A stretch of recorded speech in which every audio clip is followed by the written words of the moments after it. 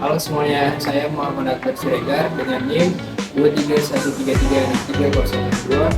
Saya Daniel dengan NIM 231336368. Kami dari Prodi Sarjana Terapan Informasi Kesehatan ini membuat video perencanaan anggaran yang berjudul Jenis-jenis anggaran penjualan dan produksi dengan dosen pengampu Marsitella University SEMSI.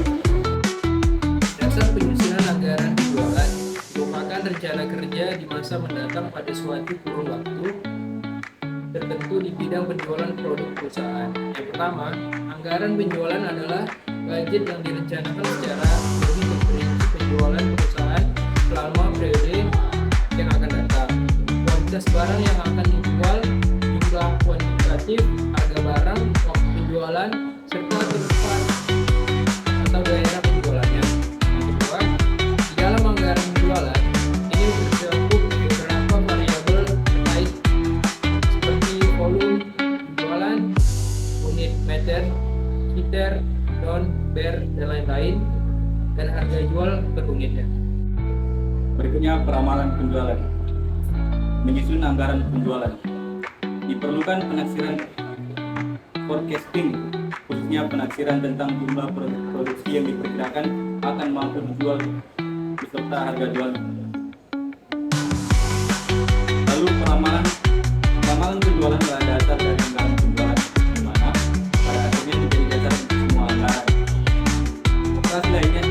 Operasi lainnya sebagai dasar penyusunan anggaran keuangan.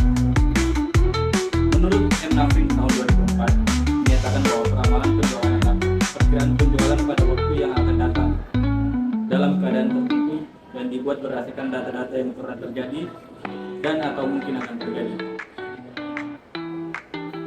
Hinton dan Gordon pada tahun 2000 menyatakan ramalan bukan merupakan rencana, melainkan suatu pernyataan atau penaksiran terukur dari keadaan di masa dating tentang pokok tertentu, misalnya pendapatan penjualan, berdasarkan satu atau lebih sisi yang jelas.